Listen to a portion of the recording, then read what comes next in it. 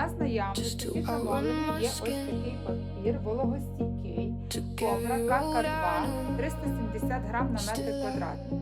Цей папір потрібен для того, щоб під час ремонту не зіпсувати підлогу, меблі чи інші поверхні. Він захищає від фарби, пилу, бруду та вологи, а завдяки своїй міцності, вологостійкості витримує активну роботу без розривів. Більше асортименту на нашому сайті Cobra Lviv.ua.